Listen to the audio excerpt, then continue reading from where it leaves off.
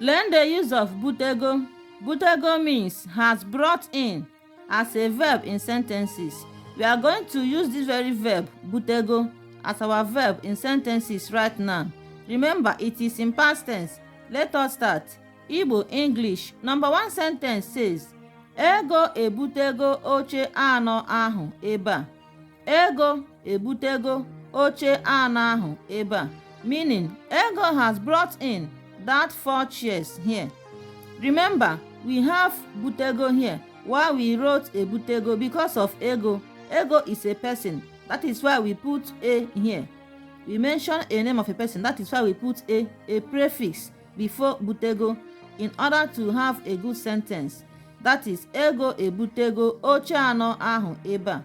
Ego has brought in that 4 chairs here. O butego ha anọ. O butego ha anọ. Have you seen when we use this pronoun o? Remember, pronoun nọchiaha. It represents both female and the male and the it. So we use pronoun o butego ha anọ. Don't have a prefix here. We only have o butego ha anọ, meaning she has brought in 4 of them. O butego ha niile n'ehihie a. O butego ha niile n'ehihie a, meaning she has brought all of them in this afternoon. Have you now seen that this brought in? You can see that has brought in depending on how you make your statement. So you cannot write all of them at a place all the time.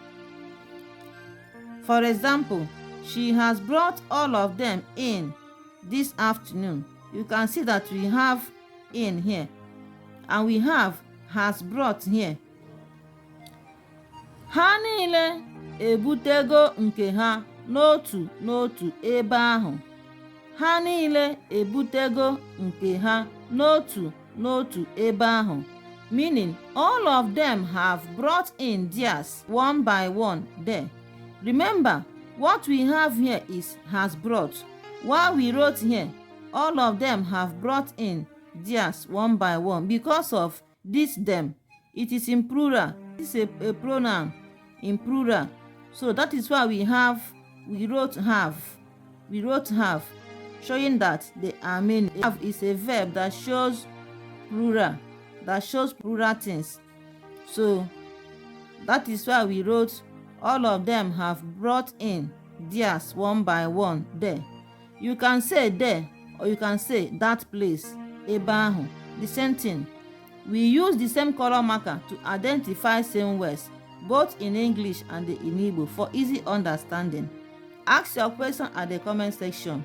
Remember, has brought in is our verb. It means Butego.